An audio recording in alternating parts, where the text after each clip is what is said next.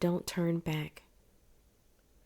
When you have the wrong company in your crew, they can make your situation worse or convince you that the route you're going is for the birds, that it's better to go back into the land of your captivity to satisfy your flesh.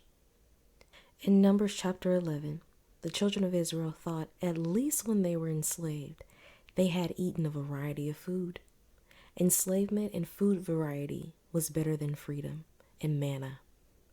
They didn't consider just asking God for what they wanted. Instead of whining about what their taste buds, their flesh was missing. It has dawned on me that we do this very thing today. When God gives us the strength to leave a bad relationship, a friendship, a job we disliked, mind you, we were praying to Him about it. As time progresses, we start to miss and think on the good things that they offered. Oh, I didn't enjoy the job, but that income was everything. That dependable income, oh, it was consistent. I maintained these bills easily, paid them a month or two ahead. My fridge was stocked.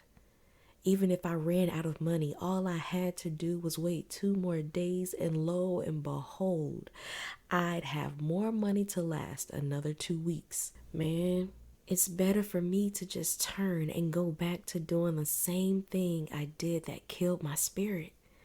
All because it satisfies my physical need temporarily. I'll go back to this relationship that was close to taking the life out of me, where I was verbally and physically abused, where I cried each and every day, where I never felt that I was enough, that I wasn't worthy of love. But I'll go back because at least I had someone there.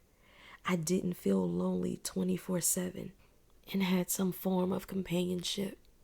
Do you think God opened a door for you or allowed that situation to become unbearable, giving you an opportunity to leave just so you could turn back to satisfy your flesh?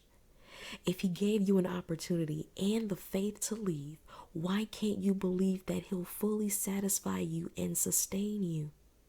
It's time we grow up spiritually, people of God. It's time to be real believers, not sayers, but actual doers. You gotta stop playing the victim. Stop crying about what you don't have and stop proclaiming and believing that God will open the windows of heaven and pour out a blessing just for you. God understands that you are human, that you have desires, that you have needs that need to be handled or taken care of, but you must know how to ask for it.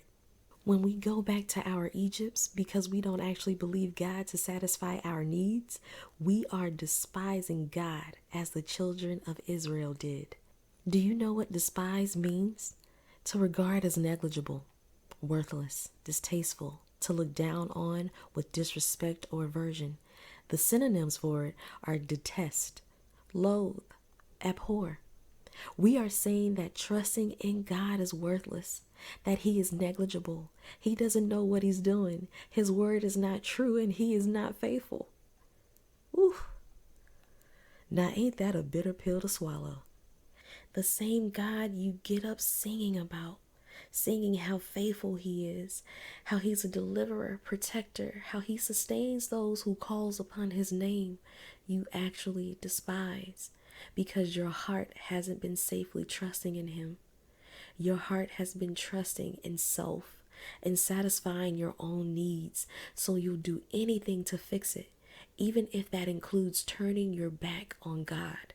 We all have done this. We all have that constant war of flesh and faith daily. It isn't easy, but if we can trust God to bring us out, we need to trust that He will keep us out. We need to trust that He gave us the way to live life abundantly, to recover all that we thought we'd lost when we walked away. Trust isn't just a word to throw around. Trust is a commitment. It's a covenant you've made in your heart. If you say you trust God, you got to trust Him with everything, every single thing that concerns you, that may worry you. Let's stop talking about it and start walking it. I am telling you, it's hard. When you've walked and lived a particular way for years, it's hard to switch to a full daily or even hourly trust exercise. But once you begin to see God supplying your needs, your trust and faith in Him won't be an issue. Don't let your not asking turn into whining. That turns into resentment and you walking away from the promises and purpose God has placed upon your life. Don't turn back.